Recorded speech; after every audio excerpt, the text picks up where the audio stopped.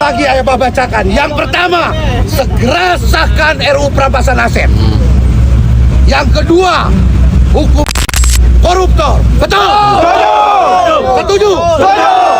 Kalau ada yang meminta lain-lain, dialah yang akan memecah belah bangsa ini. Mas Botok berserta kawan-kawan tidak ada komitmen apapun. Kami adalah rakyat menuntut suara kami, meraih mimpi, merebut asa hak kami selaku warga negara Republik Indonesia. Hidup rakyat! Inilah dengan tegas kami menyatakan sikap menolak rencana aksi unjuk rasa yang akan digelar di gedung DPR RI pada tanggal 27 Agustus 2026 oleh kelompok yang menamakan diri Aliansi Masyarakat Pati Bersatu atau AMPB, khususnya menyusul pernyataan, ya sekali lagi kami pertegas, khususnya menyusul pernyataan dari salah satu koordinator dari AMPB di ruang publik yang mengindikasikan potensi tindakan di luar koridor hukum. Pernyataan ini kami sampaikan demi menjaga ketertiban umum, kedaulatan simbol negara, serta keutuhan persatuan nasional yang tidak dapat dan tidak pernah kami tawar-menawar. Berdasarkan hal tersebut, dengan ini kami menyampaikan pernyataan sebagai berikut. Pertama, kami menolak upaya provokasi yang berpotensi memecah belah persatuan dan kesatuan bangsa. Kemudian yang kedua, AMPB tidak memiliki legitimasi yang mewakili bangsa Indonesia yang menjunjung tinggi etika moral dan demokrasi. Tiga, absennya akuntabilitas dan struktur organisasi yang jelas. Sebuah entitas yang hendak mengklaim mewakili kepentingan bangsa semestinya memiliki struktur pertanggungjawaban yang transparan, bukan sekedar konsolidasi masa ad hoc yang rawan disusupi kepentingan di luar substansi perjuangan rakyat. Empat, substansi aspirasi harus disalurkan melalui jalur konstitusional. Kami pimpinan wilayah Gerakan Pemuda Al-Wasliyah DKI Jakarta menyatakan tegas menolak rencana aksi unjuk rasa yang mengatasnamakan Aliansi Masyarakat Pati Bersatu, AMPB, Aliansi Masyarakat Pati Bersatu, dan Aliansi Rakyat Indonesia Bersatu, serta Aliansi Rakyat Peduli Indonesia atau ARPI di gedung DPR pada 27 Agustus 2026. Apabila aksi tersebut membawa narasi yang berpotensi memprovokasi masyarakat, mengandung hasutan atau mengandung perpecahan, apalagi kalau mencoba merusak fasilitas umum di Jakarta. Kami menegaskan bahwa kebebasan penyampaian pendapat merupakan bagian penting dari demokrasi. Namun kebebasan tersebut tidak boleh dimaknai sebagai kebebasan tanpa batas yang kemudian digunakan untuk membangun provokasi, menyebarkan narasi yang tidak bertanggung jawab, ataupun mengadu domba masyarakat.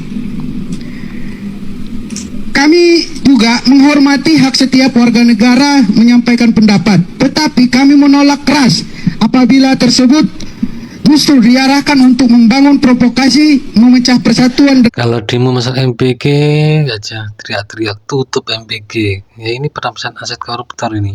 Semua rakyat, semua masyarakat menunggu-nunggu hasilnya, harapnya gimana segera disahkan biar asetnya para koruptor bisa dirampas biar nggak dapat apa-apa. Ini malah menolak ini, menyeret simbol dan lembaga negara ke dalam kepentingan kelompok tertentu. Giliran ada orang mau demo menuntut pengesahan perampasan aset, ini mahasiswa nggak ada abegnya, malah dia bilang apa? Ya harus juga mementingkan kepentingan masyarakat gitu. Berjalan kayak musyawarah aja gitu. Maksudnya kalau kalian demo MBG, kalian berapi-api sekali kayak duit orang tua kalian dirampok sama pemerintah. Tapi giliran perampasan aset, tidur kalian. Presiden kita pernah ngeluarin statement seperti ini. Coba dengar. dalam rangka juga pemberantasan korupsi, saya mendukung undang-undang perampasan aset. Saya mendukung. Presiden aja mendukung loh ini. Nah, beliau setuju dan mendukung undang-undang perampasan aset. Nah, hari ini tanggal 27 Agustus akan ada demo yang dimana juga menuntut undang-undang perampasan aset. Kita doakan semoga teman-teman kita yang sedang berjuang demo baik-baik saja dan tidak terjadi kerusuhan seperti tahun-tahun kemarin. Dan semoga tidak ada bentrok ataupun provokator yang bisa mengadu domba antara pihak sipil dan aparat. Dan semoga saudara-saudara kita yang datang jauh-jauh dari luar pulau dan daerah melakukan aksi demonya dengan aman dan lancar. Sekaligus menjadi pengingat buat pemerintah bahwa Pak Presiden pernah mengeluarkan statement seperti itu. Jadi tolong di ACC setiap tuntutan-tuntutan masyarakat warga Indonesia. Terima kasih. Jadi nanti kalau kita lihat mahasiswa demo masalah tai kucing, kita ludahin aja. Kenapa? Karena mahasiswa ini sekarang demo kalau ada yang order. Walaupun itu masalah tai kucing, mereka demo itu kalau ada yang order. Mahasiswa. Lagi lawan-lawan politik yang membayar mereka, demo mereka itu. Tapi kalau masalah-masalah yang sangat-sangat penting, yang sangat-sangat membahayakan, merugikan negara, mereka nggak akan demo itu karena nggak ada yang order. Gak ada bayaran. Jadi enak sekarang jadi mahasiswa, walaupun goblok tapi bisa berpura-pura pintar orasi di depan istana atau di depan Senayan mengatasnamakan rakyat. Padahal dia demo karena disuruh, dibayar lumayan untuk top up. Top Diamond, top up di 88X, itulah ciri-ciri mahasiswa kita sekarang. Jadi yang demo-demo ini mahasiswa-mahasiswa yang sering nongkrong di kantin, di tempat-tempat warkop yang biasa-biasalah, ya cari-cari gratisan, wifi gratis itulah ini. Tapi kalau yang pintar-pintar mahasiswa ini ya sibuk dengan pendidikannya. Dari sore tadi berita penolakan kami ini berseliweran di beranda saya ini. Jadi kalau saya cuman ya gampang, itu hak mereka. Kemudian yang dituntut pendemo tanggal 27 nanti itu adalah supaya DPR RI mengesahkan undang-undang perampasan aset dan memiskinkan dan hukum mati untuk para koruptor. Nah, kami ini tidak setuju, tidak mendukung. Silakan masyarakat Indonesia simpulkan sendiri kalau orang tidak mendukung, kira-kira ada apa dan ada apa dengan mahasiswa-mahasiswa ini. Ridho Elbazar, lu masih ingat gak dengan ucapan lu yang ini? Mana mahasiswa yang katanya membela kepentingan rakyat? Ayo bareng-bareng kita teriak untuk segera mensahkan RUU perampasan aset. Lu kan suka lempar tuduhan tuh kalau mereka-mereka yang suka demo itu tidak mewakili kepentingan masyarakat, tetapi mewakili kepentingan koruptor karena mereka dibayar oleh koruptor. Buktinya, lu bilang mereka gak berani nuntut RUU perampasan aset.